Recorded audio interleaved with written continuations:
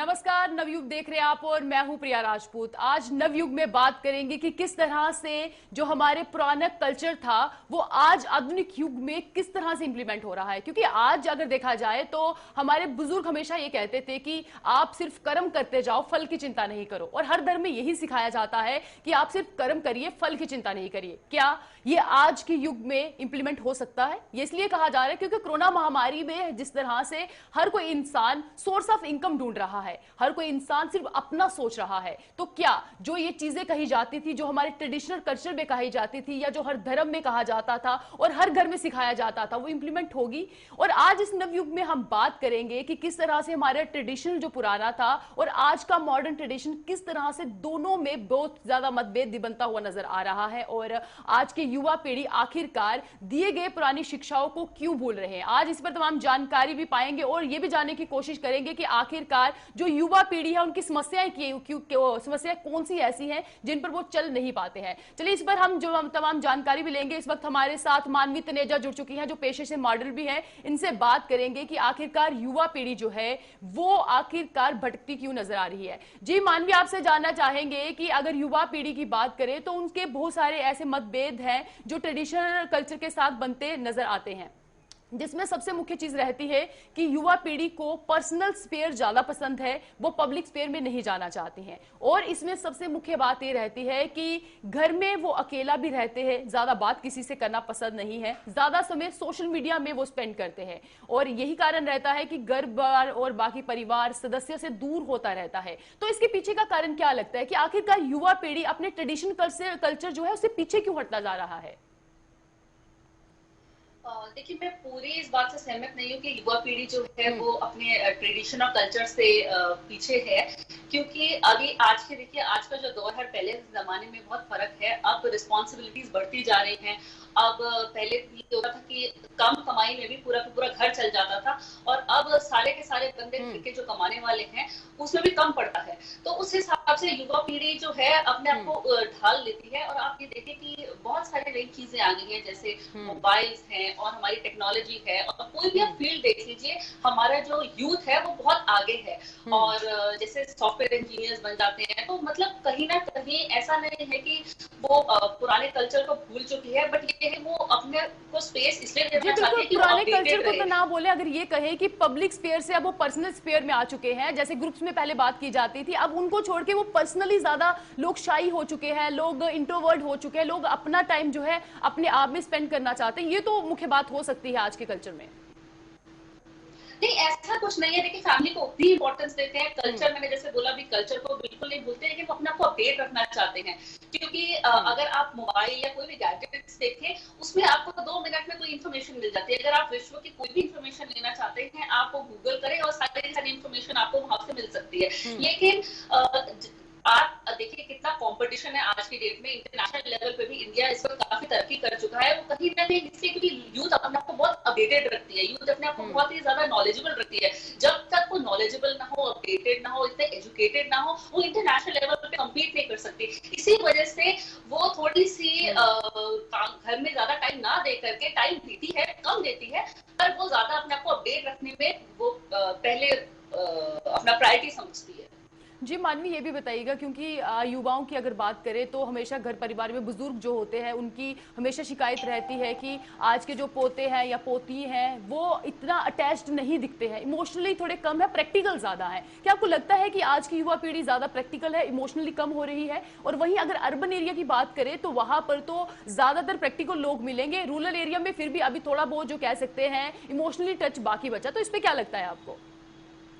देखिए, आपके क्वेश्चन में ही आपका आंसर है। आपने कहा कि रूरल एरिया जो है उधर, वही मैं पुरानी बात पे जाती हूँ कि वहां पे लोग अपडेटेड नहीं है, कोई एजुकेशन नहीं है, कोई आप देखिए कि स्पोर्ट्स एक्टिविटीज नहीं है, वहां पे कोई भी करिकुलर एक्टिविटी बच्चों के पास नहीं है। तो ले दे करके वो अपनी ही फैमिली में रहते हैं, तो जितना कमाया उतना ही उन्होंने अपनी फैमिली पे खर्च दिया। और यहाँ पे क्या है कि बच्चे भी आपका ये कहना है कि जो रूरल एरिया में लोग होते हैं उनके ख्वाब ज्यादा बड़े नहीं होते हैं, वो अपने फैमिलीज में रहना चाहते हैं। मतलब आप कह सकते हैं कि अर्बन एरिया से ये डिफरेंस आपको दिखता है कि रूरल एरिया में शायद वो फैसिलिटीज नहीं मिलती है, इसलिए वो लोग ज्यादा शायद इमोशनली होते हैं। ये भी कहीं ना कहीं आपका तर्क हो सकता है?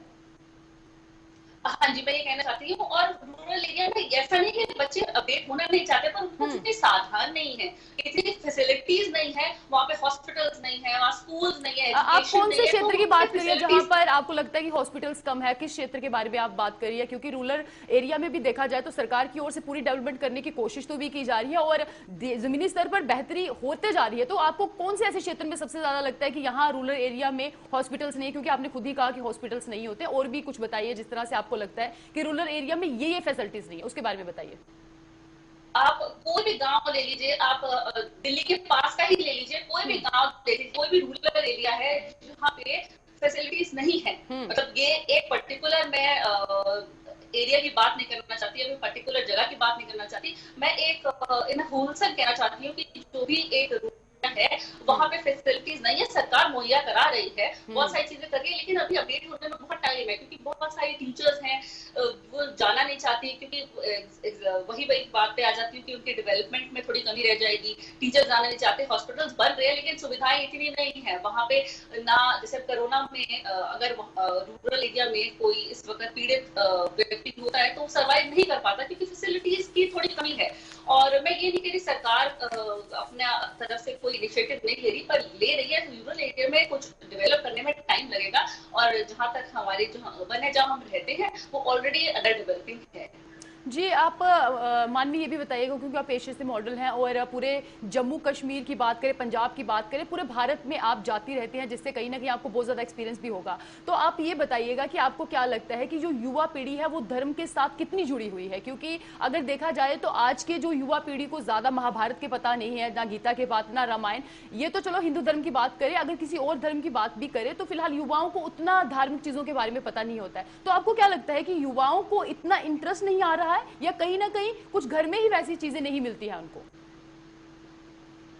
अब पहले जो फैमिलीज होती थी वो बहुत बड़ी होती थी, अब बहुत छोटी फैमिलीज हो गई है।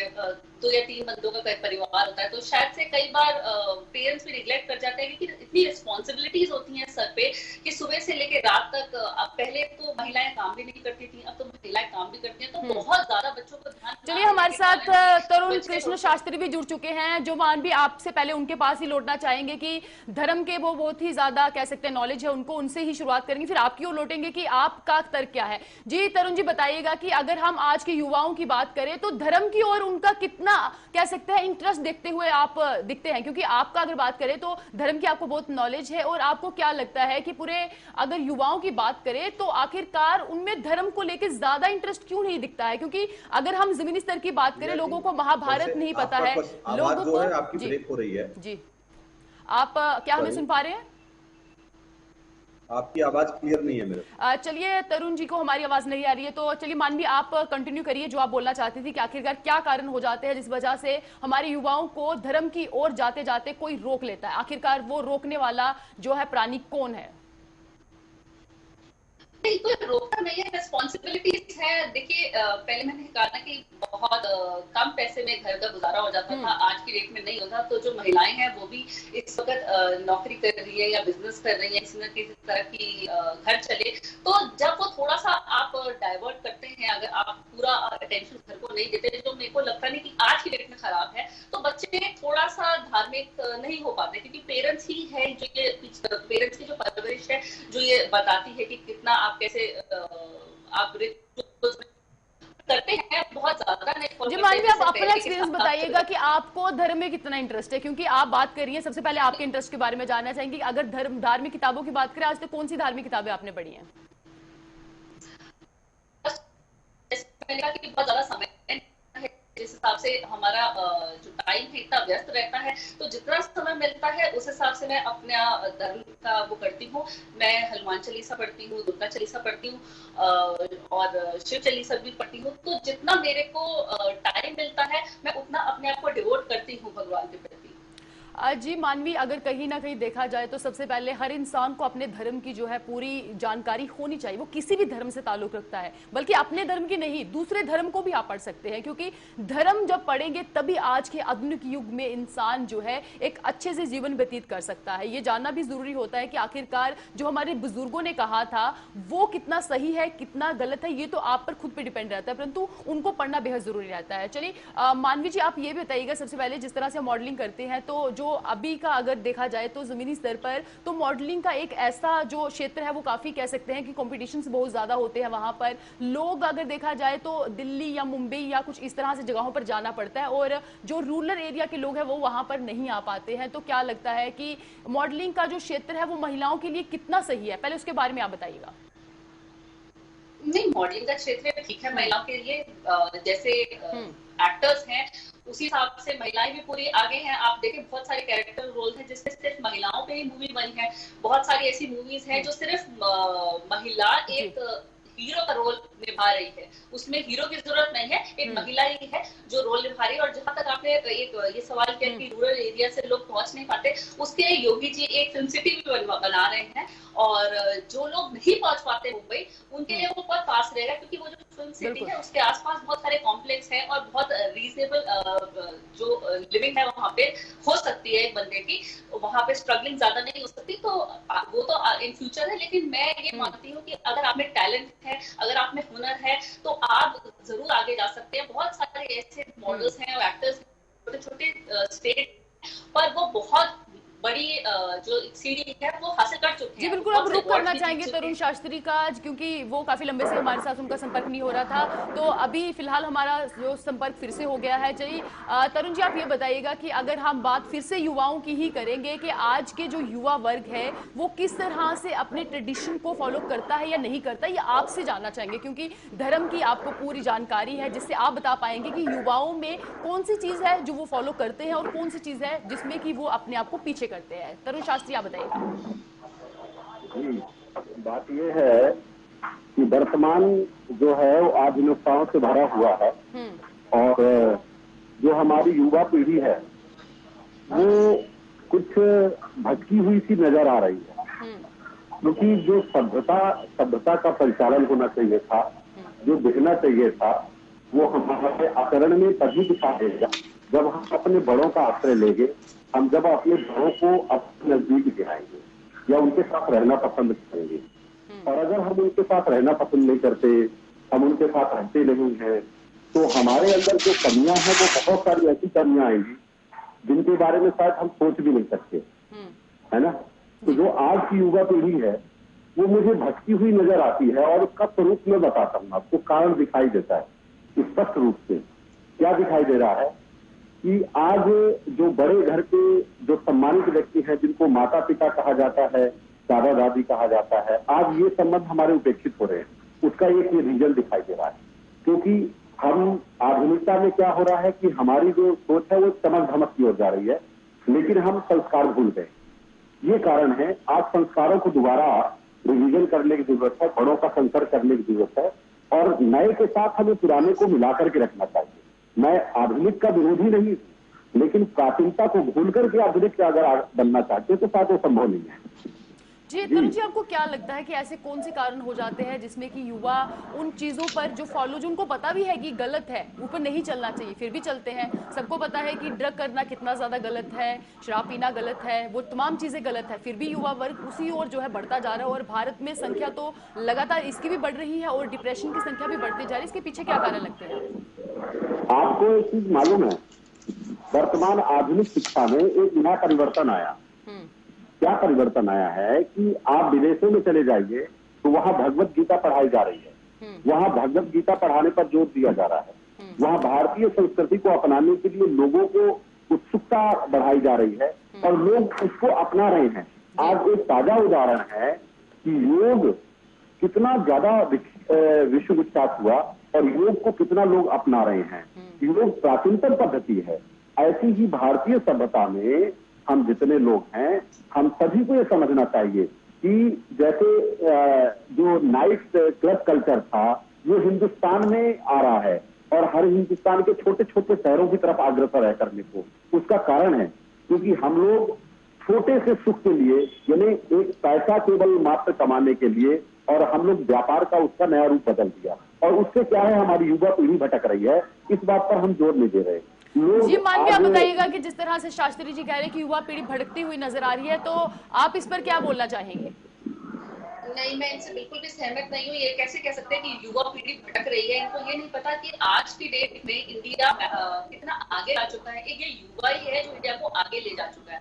आप कोई भी क्षेत्र देख लीजिए, एजुकेशन देख लीजिए, एजुकेशन में कितना आगे है, साइंस में देख लीजिए, हम मार्स तक पहुंच गए हैं। सबसे पहला जो कंट्री है वो मार्स में इंडिया पहुंचने वाला है, तो ये युवा ही है जो मार्स तक पहुंचाया है। आप फैशन में देख लीजिए, आप खेल में देख लीजिए, कितने गोल्ड मेडल्स लेके आए हैं, ओलंपिक्स देख लीजिए, कॉमनवेल्थ देख लीजिए, कितने खेल है जिसमें इंडिया आगे रहा है, पीछे नहीं रहा। तो ये सब युवा ही है। ये कंट्रीब्यूशन जब तक युवा नहीं करेगा तो आगे कैसे बढ़ेंगे?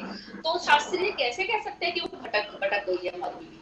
जी ये बताइएगा तरुण शास्त्री जी, इस पर क्या बोलना चाहेंगे? क्योंकि मानवी ने कहा है कि जितने भी युवा हैं वो हर जगह हर क्षेत्र में आगे हैं, तो युवा भटके हुए नहीं है। इस पर क्या स्टेटमेंट है आपका?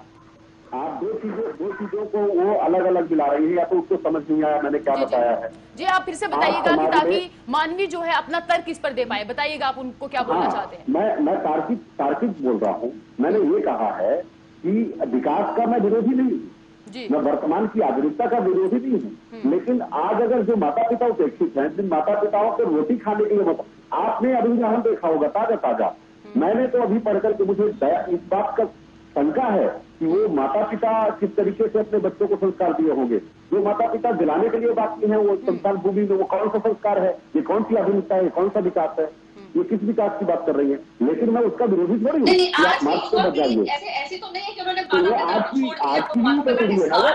है। अगर माता पिता के साथ वो किसी तरह नहीं भी रह पाते, बिकॉज रिस्पॉन्सिबिलिटी इतनी है, इतना ज्यादा खर्चा है आज की डेट में, और माता पिता भी सहमत है कि ठीक है अगर बच्चे अलग रहे, तो इसका मतलब ये नहीं कि वो अपने कल्चर और वैल्यूज भूल गए, उन्होंने अपने माता पिता को छोड़ दिया। तो ऐसा नहीं है।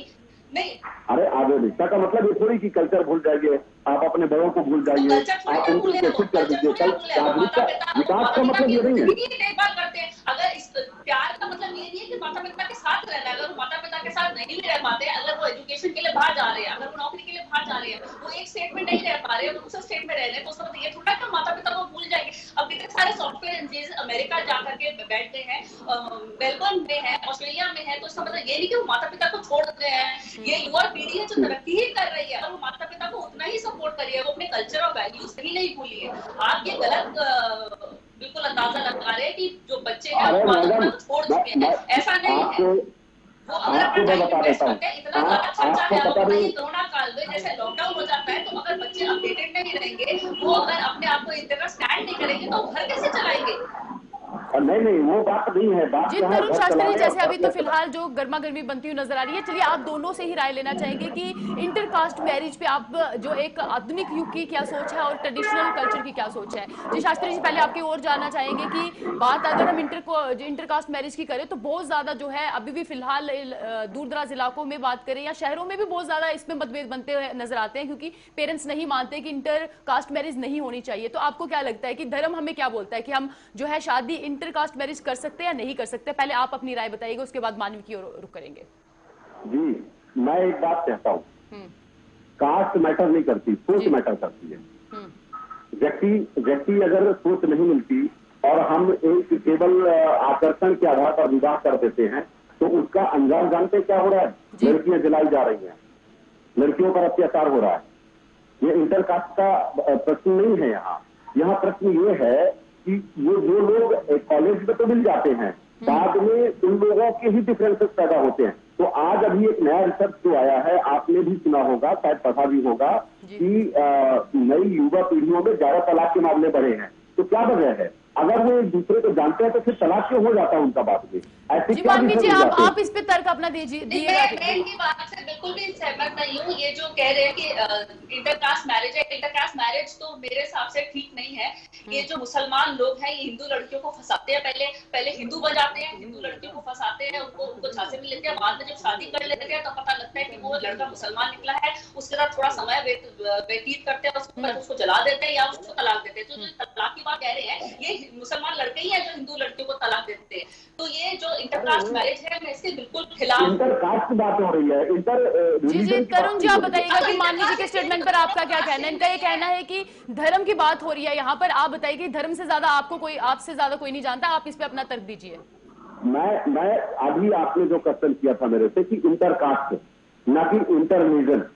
रिलीजन तो अगर मुसलमान और हिंदू की बात करूं तो वो तो मेरे नहीं कास्ट वाइज है, दोनों एक कास्ट के नहीं हुए हैं, तो मेरे हिसाब से चलिए कास्ट के होने चाहिए, एक ही कास्ट के होने चाहिए, तो फिर तलाक नहीं होएगा। ऐसा है जो तलाक हो रहा है वो सबसे ज्यादा तो उदाहरण जो आपके हीरो हैं जिनको आप अपना आदर्श मानती हैं, सबसे पहले आप आमिर खान को देख लीजिए, किसने तलाक कर दिया। मुझे सुनाई नहीं दिया। जी तरुण जी, फिर से बताइएगा कि आपकी आवाज मानवी तक नहीं पहुंच रही। फिर से अपना जो स्टेटमेंट है फिर से दीजिएगा, ताकि मानवी की क्या राय है इस पे जानना चाहेंगे। हाँ, मैं जो आज का युवा पीढ़ी जिन्हें अपना आदर्श मानता है, जो टीवी में हीरो हैं, जिन्हें जो कागजों में हीरो हैं, उनको जो अपना जो आदर्श मानता है, उसका स्वरूप है क्या कहते हैं अभी वर्तमान में आमिर खान, जिसने तीसरा तलाक दिया। बहुत शुक्रिया दोनों का जुड़ने के लिए। हमारे साथ तरुण जी जुड़े थे जो पंडित है पेशे से, और हमारे साथ मानवी जुड़ी थी जो कि मॉडल है। दोनों ने ही अपने तर्क बताए कि किस तरह से युवा पीढ़ी और जो हमारा ट्रेडिशनल कल्चर है उसमें किस वजह से मतभेद बनते हैं। अपने अपने तर्क बताए गए थे, क्योंकि सबका अपना अपना जो है सोच विचार हो सकते हैं। आप भी अपनी राय दे सकते हैं सोशल मीडिया में। आप बताइएगा कि किस तरह से हमारा जो ट्रेडिशनल कल्चर है आज के लोग फॉलो किस तरह से कर रहे हैं, नहीं कर रहे। आज की पेशकश में बस इतना ही, फिर लौटेंगे किसी नई पेशकश के साथ। नमस्कार।